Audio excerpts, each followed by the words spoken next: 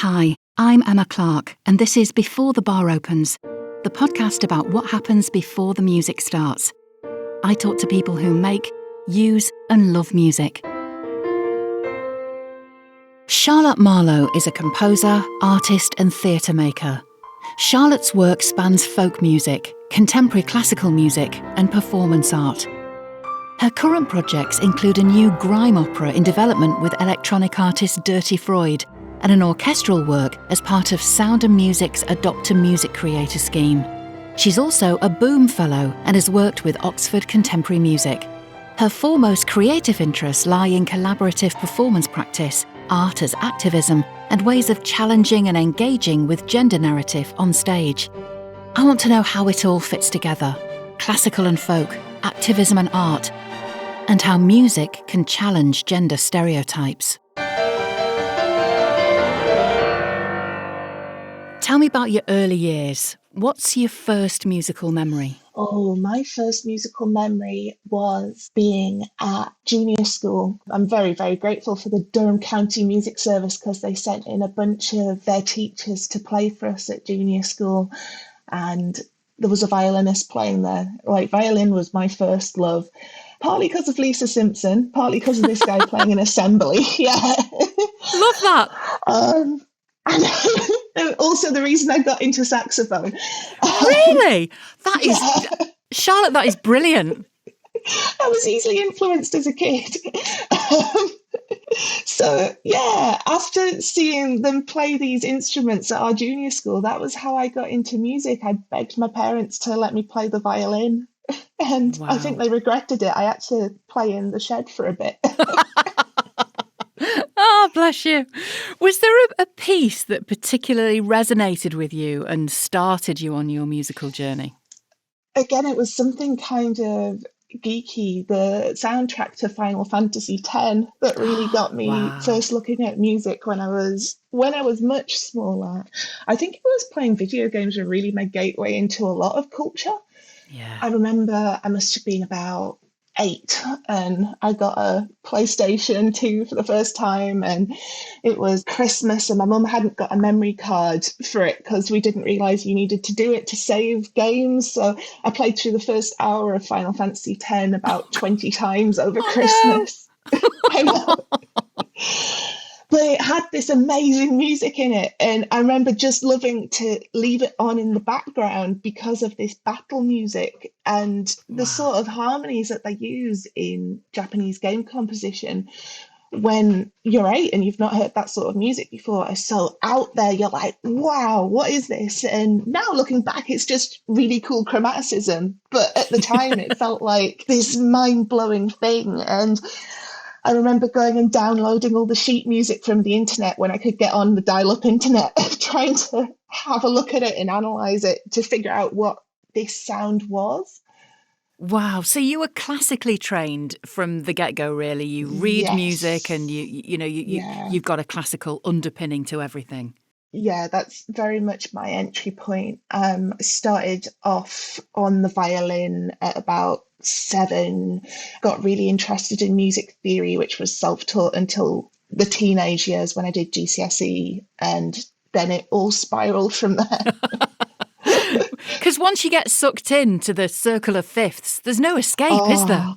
I know my partner, he's self-taught by ear mostly, and he's just discovered the circle of fifths, and it's fascinating watching him go through the process at the minute of saying, oh my gosh, all these things are related, so relative minors, and so you can go to this key, you can go to that key, and I'm like, yeah, and it feels so good to watch him go through that process too. It's like, when I first discovered it, it's like seeing the fingerprint of God. Do you know what I mean? Yeah. It's just, I found it really profound that there was this intricate and very clear relationship between tones. I just thought it was the most beautiful thing I'd ever seen. Oh, it's amazing. Yeah, I remember the first time I saw it as well. It was that classic studying for grade 5 theory thing, so you can do the rest of your exams. And our music teacher wrote it up on the board and my mind was absolutely blown. I didn't realise you had a template for modulating between keys, and functional harmony is this amazing thing that can underpin everything we do that you can choose to ignore, but is really gives you a good template for how a lot of people's ear responds to things in music, I think.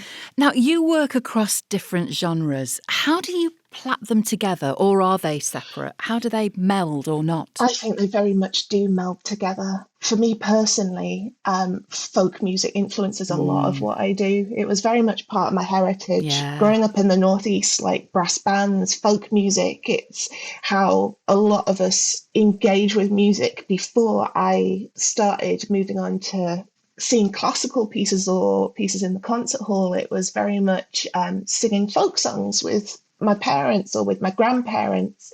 My heritage is that my granddad was a steelyard worker, so they had a lot of songs they'd sing, which he passed down. And Wow. I think those early songs you hear really do stay with your music. I think, yeah, totally. I totally get that, because I think it's sort of, for me in my life, I think it's been sort of the building blocks of my whole musical schema. Yeah, I completely agree. I think when you come from that sort of background, you intrinsically start with melody. Yeah. Even when I'm writing something that has no voice in it, I always feel like it starts from the voice. Yes. It's always about singing through an idea or a concept. I don't know how you feel, but I'm not very engaged with music that has absolutely no meaning behind it. Oh no, totally.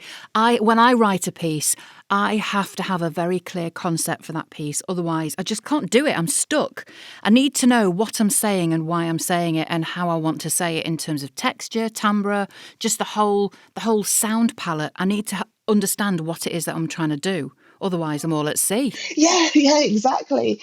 And I think folk music and folk stories can be a great entry point to that. I find myself saving a lot of them on my phone, like old folk stories from around the world, Yes. just as starting points, because some of them are so orally visceral as well. Like you can imagine, there's this story about Ahalya for an Indian folk tale about this young lady, and she describes the minor birds, and that really stuck with me. And that ended up becoming part of a piece when you think about all these bird calls and what people might have been Yes. listening to. Yeah.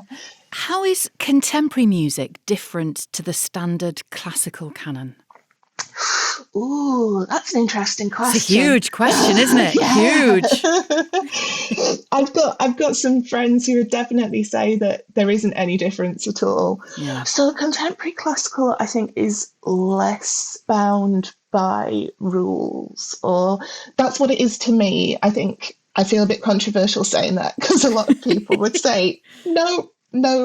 But for me, the joy of contemporary classical is that you're not bound by functional harmony. You're not bound by conventions. You can take a concept and explore it in an unusual way rather than say, I'm going to write a symphony about this piece, which is a very strict structure. You can say, I'm going to write a solo horn piece about the concept of something totally out there. And I think taking abstract forms like sound and applying them to cultural ideas that are quite relevant can bring up some really interesting art. And that is one of the things that contemporary classical music in particular does really well. Oh, Charlotte, I love that answer. That is just amazing. Totally, because for me, it's the freedom that you have with contemporary classical, rather than, as you say, the rigid rules of counterpoint or some sort of, I don't know, some harmonic structure. I mean, I think it's interesting sometimes to write with limitation and to almost write the rules yourself for a specific piece. But I hate the thought of being bound up in a straitjacket of rules that are just kind of arbitrary, just there because they're just there. Yeah, exactly. I completely agree with you. And I really like that thing of writing your own rules as well. That's such a nice thing to do. Like a musical haiku sort of equivalent. Yeah, exactly. Like sometimes rules can be such an amazing thing for making you think outside the box. Yes, totally. I don't know if you've seen Catherine Williams's project, the One Breath pieces that she's done. Yes, for flute. Yeah. Yes, wow. It's such a great project. And it was writing a piece for that project a few years back really opened my brain up to, wow, limitations can be amazing because Yeah. the conceit was that it has to be one inhale, one exhale for solo flute. I think she said you could add electronics or other things that she could play as well. But the idea of just one inhale and one exhale, it feels so restrictive. And then once you start to look into it, you realize, oh gosh, there's a world. There was somebody who got a balloon Yeah. and filled it with a breath. And obviously, when they Yes. were releasing the breath, suddenly the piece can become a lot longer because, Exactly. yeah, Exactly. And that relationship between the flute and the body as well. I yes, really like yeah. that it's a kind of, it's a physical process of making the music. Yeah, Catherine talks about that really well, actually, in a few of the things that she's written about the project, because it came from her having problems with asthma as well. Yes, So, can relate. oh no, I'm sorry. That journey she's gone through from having quite restricted lung capacity to training in free diving to Yeah. doing all these one breath pieces is it's a magical thing. It is, and it's transformative that you Yeah, can. I love the idea that you can have control over your own breath. I mean, I'm fascinated I with the whole thing know. about breathing and its relationship to all sorts of things. Oh, But yeah. I think it's liberating to think actually. I needn't be restricted by what I think is a restrictive breath. There's loads of it. There's more, and I can train myself to do Yeah, it stronger. I yeah. think it's phenomenal. That you can actually train the breath. I got absolutely fascinated in these free diving apps she was talking about, where you can train your breath to hold it longer after engaging with her on the piece. And it was amazing to feel your body want to expel air, but Yes. then you don't actually physically need to. I asked Paul Dunn from our proud sponsors, Alexander Knight & Co., the accountants for entrepreneurs, how he uses music. At the end of a long day, what music do you love to listen to? I think it's good to listen to something that helps me unwind. So something down tempo and easy to listen to. Maybe something from the album Migrations by Bonobo. It's a favourite album of mine. Really, really nice and easy to listen to and great for relaxing. So that's probably my go-to. On your way to a client meeting, do you listen to music to get pumped up? Yeah, I mean, I listen to music 100% of the time I'm in the car, really. So it does help to get the heart racing, get the blood flowing a little bit. So I tend to actually listen to the soundtrack from Interstellar, which is one of my favourite films.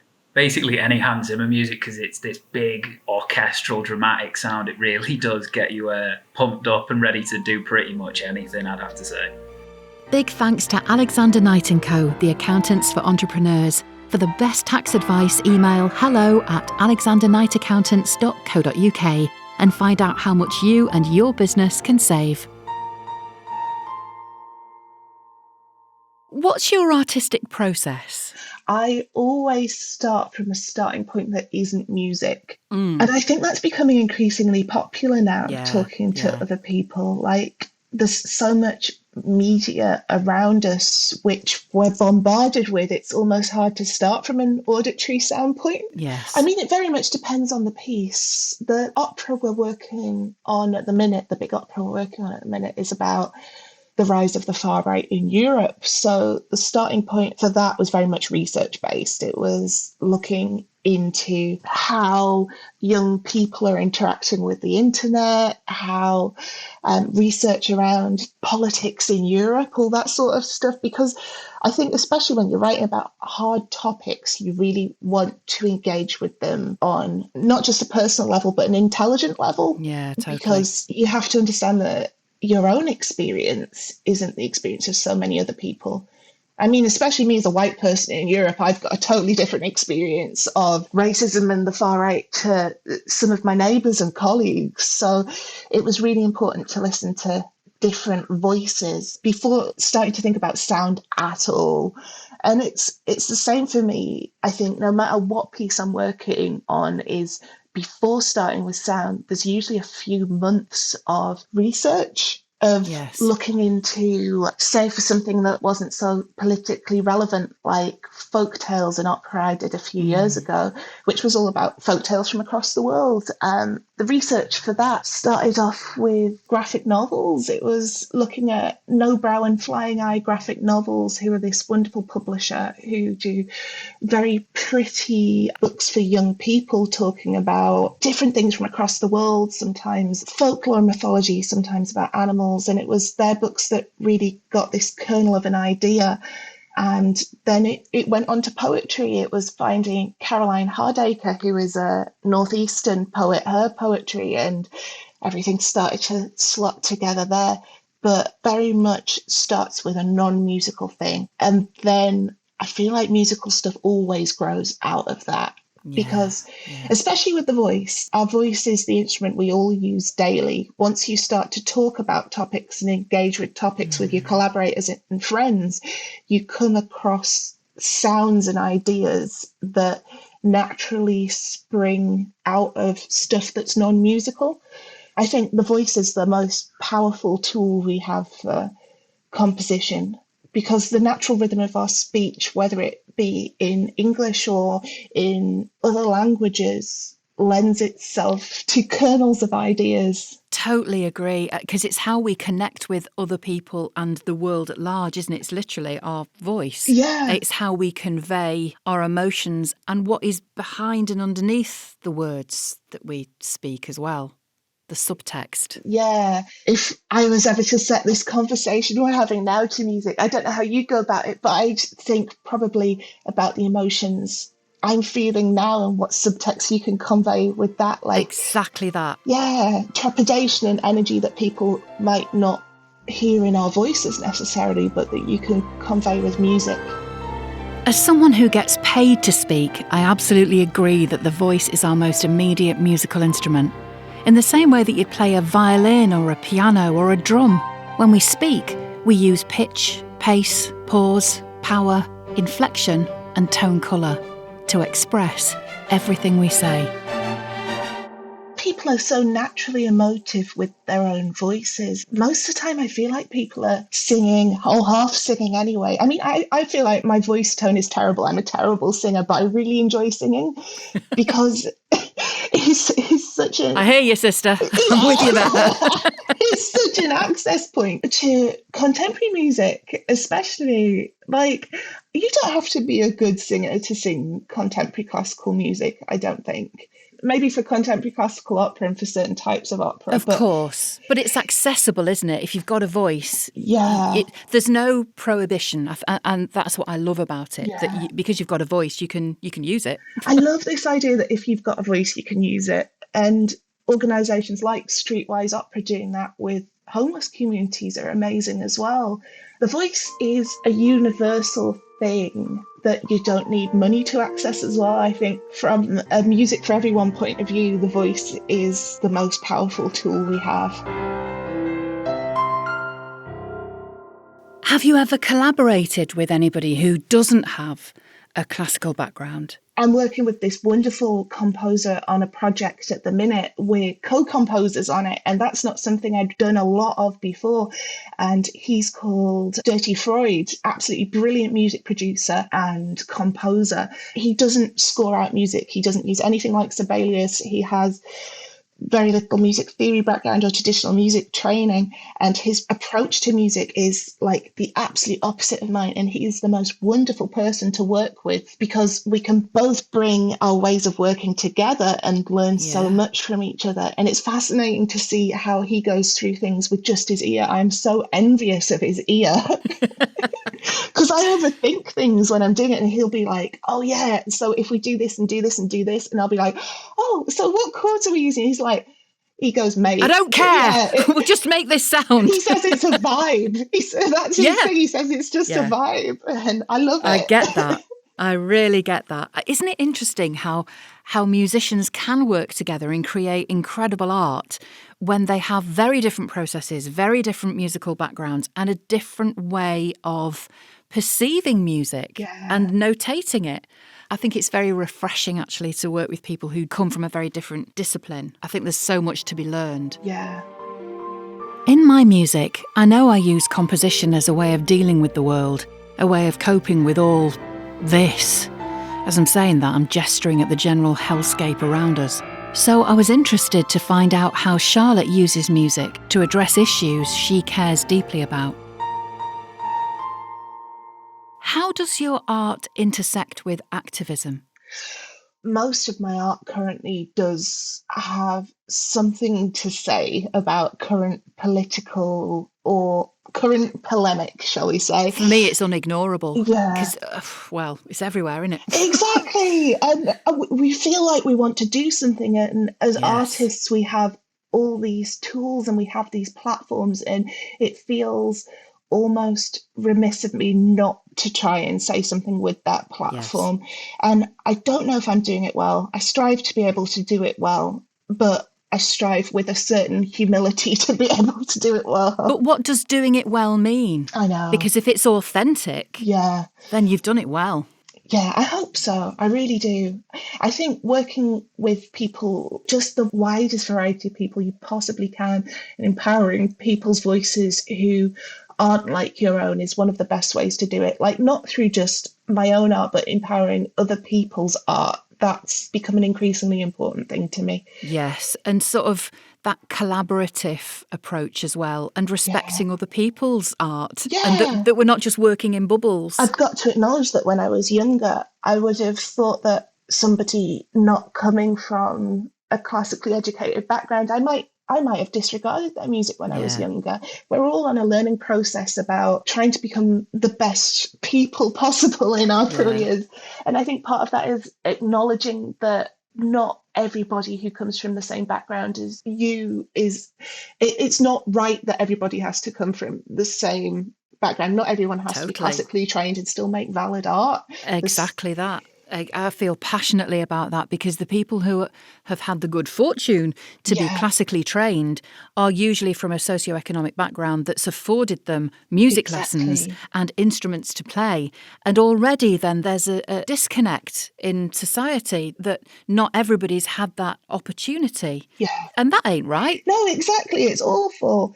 And I was quite lucky in my musical upbringing that we had the music service in County Durham, because they would pay for music instruments if you couldn't afford them. Their lessons were heavily subsidised. It meant we got to go on trips that were so subsidised. And I look at some of my friends who are from a similar socioeconomic background to me, coming from different areas in the UK where they didn't have that. And it's like, wow, it's amazing that Durham put the money into that music service, because without it, I don't know where I'd be today.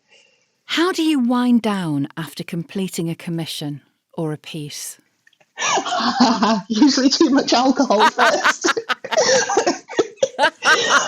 If I'm perfectly honest, too much alcohol, a lot of sleep. Because it takes it out of you. It really does. Emotionally, you get so invested in these pieces. They're like, I don't know what it's like for you, but for me, they become like friends, or like someone you're dating almost. And you invest so much of your emotions in them, and then you have to let them go out into the world and watch them hopefully fly and not fall. So yes, it's that relationship between, I don't know, when I write something, it's like it's in my face, and it's like somebody that I'm living with 24/7, really intensely for the period that I'm writing the piece. Completely, yeah. And then I have to kind of switch mode, and instead of becoming composer, I have to become editor. Yeah. And sort of when I have to hear it again with more critical ears, and then I have to have a slightly distanced relationship from it. And then it's like I'm sort of trying to ghost somebody. It is, totally. And then, you send it to somebody, your tutor or somebody who's going to perform it. And then it's like you really almost not quite at arm's length, because you're still really invested. But you have to have that ability to disconnect from it, and to allow and then, crucially, to allow other people to start interpreting it and putting their own art within it. And that's just really scary. It's so scary, and I find it really hard to let go. Like that first moment when you show it to someone else. Oh God! How do you cope with that, Charlotte? Talk me through it? You've done the piece. You're about to send it to somebody or show it to somebody.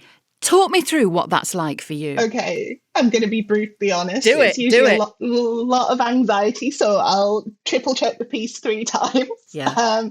Pop it in an email, rewrite the email 3 times, thinking if I've been polite enough, send it off, and then spend the whole day checking my phone to see if they've replied yet. And usually ask my partner if he thinks they hate it if they don't reply within 3 hours.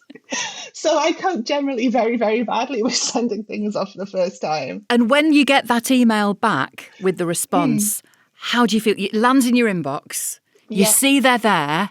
What happens then? Gut drops. Yeah.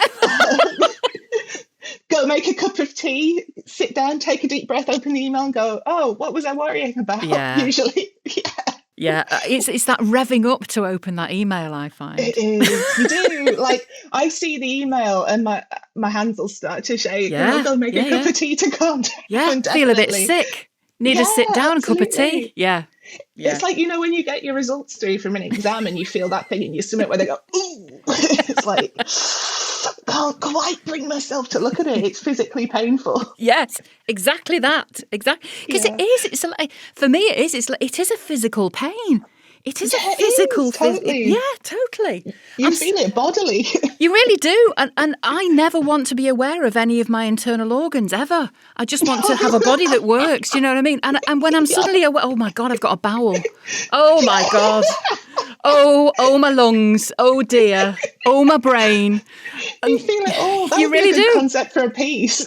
Yes, exactly that. You see, there's inspiration everywhere, Charlotte. Absolutely. What do you do after a performance or after a run of performances when it's all over? That's a tough one. I get a slight emotional liminal space after a run of performances because your adrenaline's so high for so long. Yeah. Like, we finished a run of The Language of Flowers last November at Thought Bubble, and I remember coming back from that convention because we did our last performance at a comic book convention, and coming back and not knowing what to do with myself because you've been working with so many people as well as the piece so intimately for so long, and then suddenly you've got no reason to speak to each other. Yes. You have to restructure your life. I think as a freelance musician, you end up restructuring your life so much after each project. It's really strange. You don't end up with a lot of routine. So I try and find myself little things that I'm really interested in or that I can fixate on that aren't the piece anymore. Like, I'll usually delve into a video game or a book or something like that and sleep a lot. Yeah. Usually a lot of sleep. It seems to me that the life of a composer, or maybe anybody who makes art, but it's a process of birth and then loss, birth and then loss. It's finished. There's a grief in the letting go because you're letting go of the piece that you've invested so much of yourself in. It's covered in your blood, sweat and tears, isn't it? The music that you've made and your history. Yes, exactly. And your story is kind of been vomited out into the world. Yeah. And then you've worked with this collective of people that you may have really come to love. And then you've got to let them go. Yeah, it's really hard. I think you're right. It is birth and then grief. I sometimes cry after a piece is finished. I don't think that's maybe it is a strange thing to do. I don't know. I don't think it's strange. I don't think it's strange at all. Nobody sees me work. I've got my little room and it's a completely private thing. Because I don't know what I'd look like when I'm writing music. Yeah. I just shudder to think what my face is doing. I don't know. Oh, God, I know. I do it when my partner goes to bed. I tend to write very late at night, wait for him to go to bed and write into the early hours. It's another one of those liminal spaces, and creating while you're actually in one of those liminal spaces is kind of a magic thing. All the show notes for this episode are available in the description, and there's a bunch more stuff at beforethebaropens.com. You can follow me on Twitter, Instagram, Facebook, just take your pick. Before the Bar Opens is created by me, Emma Clarke, and is produced by Rick Watson. I compose the theme music we use on Before the Bar Opens, and you can hear the full piece on our website, beforethebaropens.com. If you enjoyed this episode, please subscribe, leave us a review, hopefully a lovely one, and tell your friends.